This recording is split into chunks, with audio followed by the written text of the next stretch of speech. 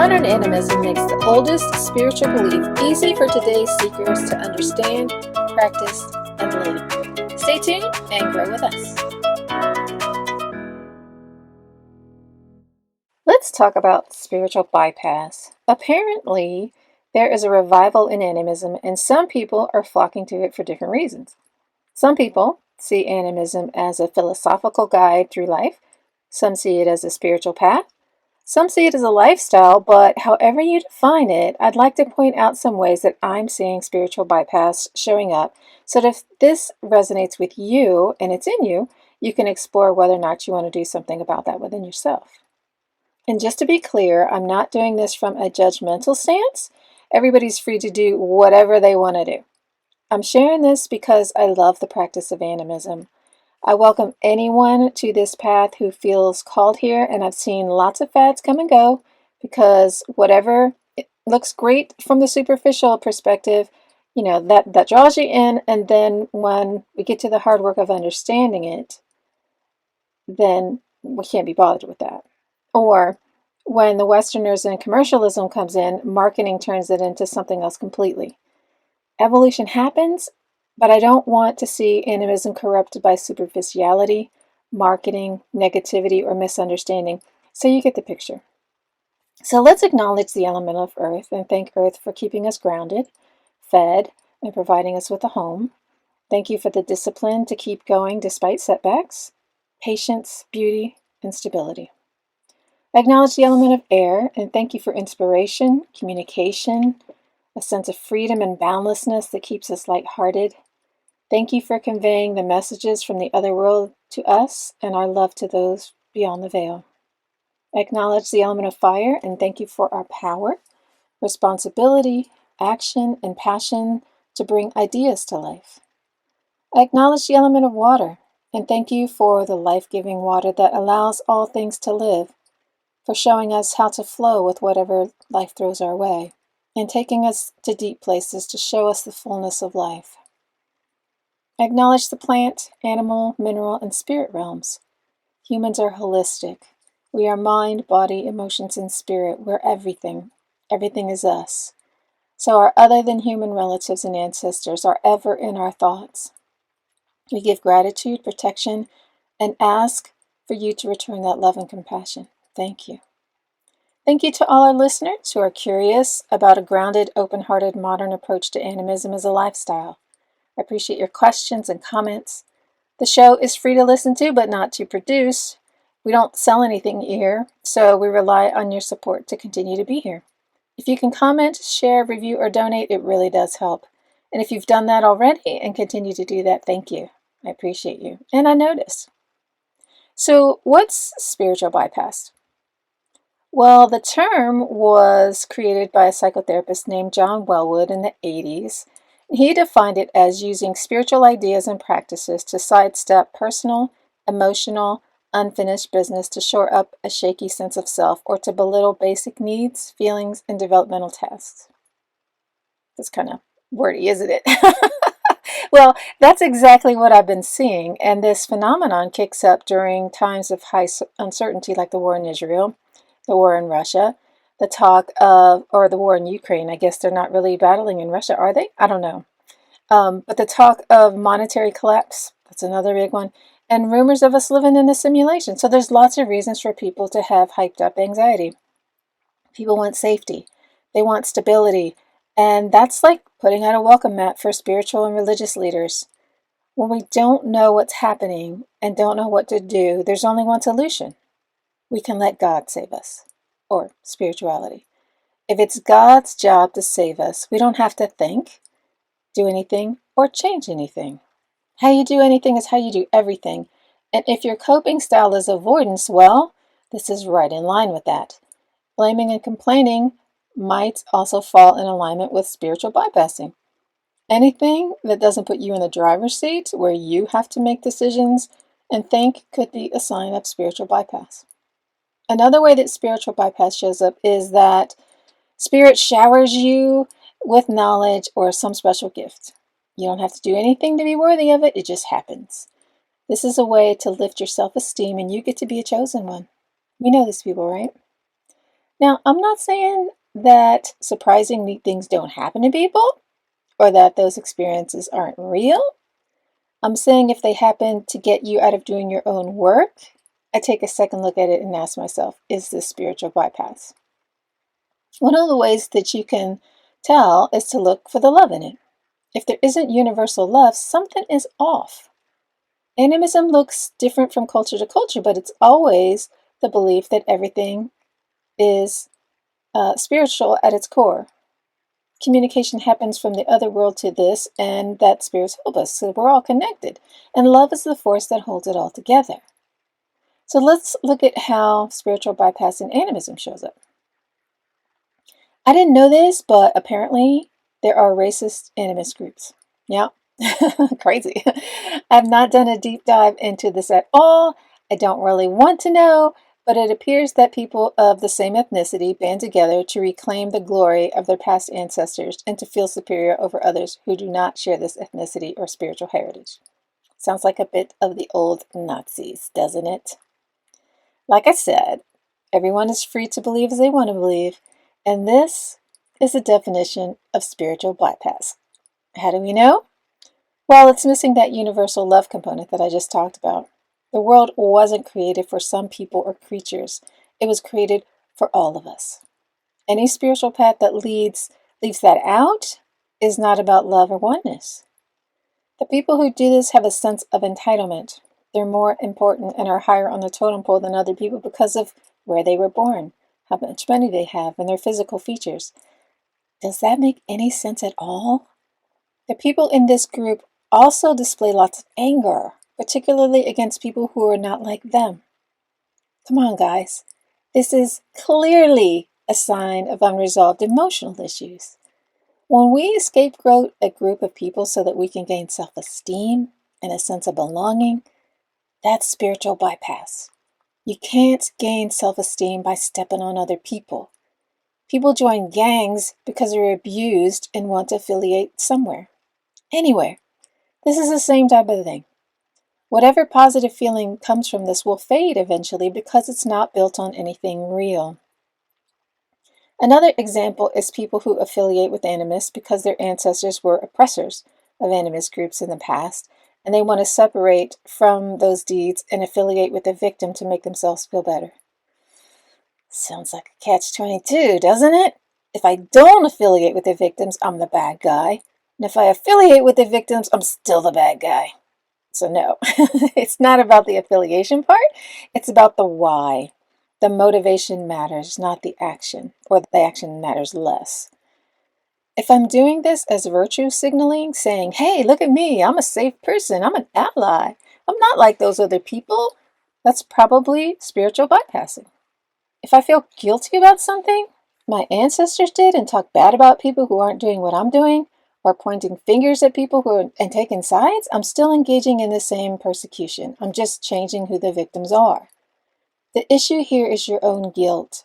Take care of that and the spiritual bypass is gone. You're where you are because that is where your heart leads you. You do what you do because that is where your heart is calling you to. And doesn't that feel more clean and satisfying than taking sides and having enemies? It does to me. Another example of spiritual bypassing is toxic positivity, pretending that everything is okay, it's all love and light, when it's not. I think that trend has come and gone, but I think we have all seen people who are overly compassionate, overly idealistic, and overemphasize the positive. That's wonderful, but it doesn't help if your rent is due or your dog just died. Those are real problems that being positive won't help. Feelings are a functional part of life. When we avoid the things that make us not feel good, we cut off a vital part of us that communicates to us about our inner experience. I don't think spirituality is meant to be superficial or fake. Life is as it is. We can have hard times and still be grateful. We can be upset over something tragic and still be okay people. We can be angry about one thing and still positive about another. Life's not black and white. It's all colors, and we can be positive and negative at appropriate times. The common spiritual bypass is to go on retreat or a spiritual tour, and I host both, and I can say that this definitely happens. Someone wants to rejuvenate, so they do a spiritual-oriented thing. It could be anything. A silent retreat, yoga, spirit medicine, whatever. The retreat is rejuvenating, inspiring, and uplifting, so they go back to their lives feeling like something has shifted. Only it really hasn't.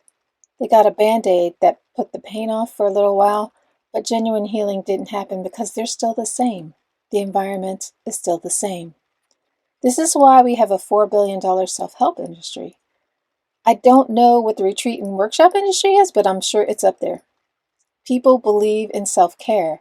They believe in the power of retreats and taking a break. We all have stressful lives, but taking a break may not heal you.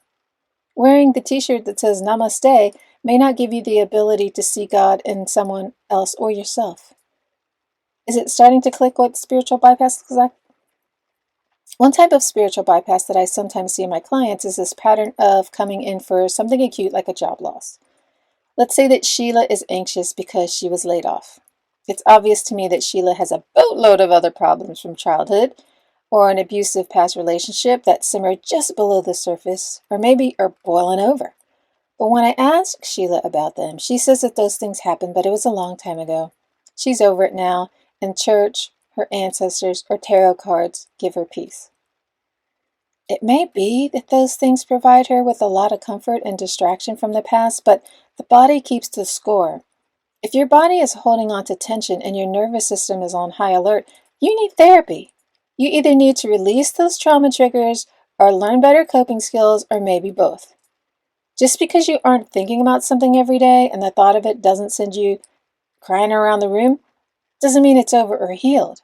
I'm a trauma therapist and I teach people every day how to reset their nervous system.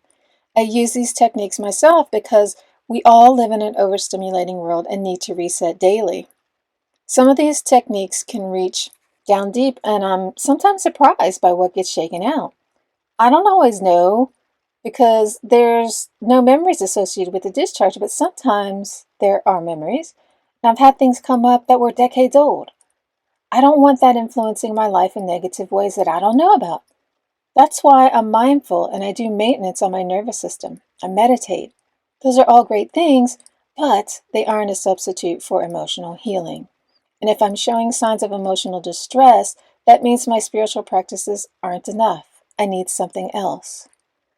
Animism isn't a faith-based path.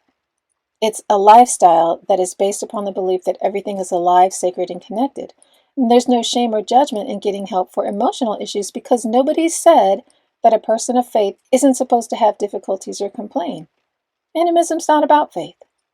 We don't have a cosmic Santa Claus that rewards good people and punishes bad ones. We don't have a judge who separates the wheat from the chaff. We're all worthy and lovable. And that doesn't get anybody a get-out-of-jail-free card. If we have issues, whether they're ours or ours generationally, we have to do our own work. Now, does that mean that someone's near-death experience or vision of the other world was fake? No. Does that mean that an ayahuasca experience wasn't healing? No. Does that mean that a spontaneous healing from a sacred fountain wasn't real? No. Your experience is your experience. It means whatever you say it means. And if it leads you to spend most of your time in the spirit realm rather than here and now, that would be spiritual bypass. So it's good to have spiritual practices that give you peace and calm. And if you still have signs that some things aren't well, it's probably a good idea to look at them. Let's look at one more example of spiritual bypass. That's the whole law of attraction movement that's going strong still. This is the idea that we're all powerful. All it takes to manifest what you want is to clarify it and raise your vibration. This means that people who don't have a lot are there because they have a low vibration and aren't asking enough from life. There's this Twilight Zone episode where this guy was told about the law of attraction. Essentially, they didn't have those words back then, but he was this crotchety guy who didn't like people, so he wished all people would go away. They did. And he didn't like it too much because life was boring and he was alone. Then he reasoned that the original problem was that people weren't like him. If they were like him, life would be fine. So he wishes that all the people were like him. When he did that, he could see how unpleasant he was. So then he wished that things went back to the way they were originally. The whole idea of manifesting a hot body, a new job, more money, a loving partner, or whatever your heart desires is based on the idea of lack. If you're coming from lack, how are you ever going to have enough? And in nature, things don't happen that way. If we want tomatoes in the summer, we have to plant seeds in the spring, water them, weed them, and wait. That's how nature flows. So getting something from nothing doesn't really work. There's no growth or experience. And we can't do it if it's not the season for it. There's a time for abundance and a time for lack. Or I wouldn't call it lack, but winter is a time of resting, I guess. It's not abundance. That's just how life works. We're not in the summer all the time. Animism is a relational path. Snapping your fingers to get what you want isn't relational. There's a lot I could say about the law of attraction, but I won't. Not against anyone believing anything or wanting anything, but I do see this as spiritual bypass. Wait, I've got one more. And I'm sure as kids we either licked the icing off the cake or knew somebody who did, right? That's another form of spiritual bypass. What I'm talking about is having a superficial relationship with animism in this case. So you go to a drum circle or a moon circle, maybe you take a class and put up an altar, you read a book or two, and you call yourself an animist. You don't actually change your lifestyle at all. It's about what you can get out of it rather than having a relationship with the all that is. You still don't know your neighbors or care. You don't have a relationship with anybody in your family.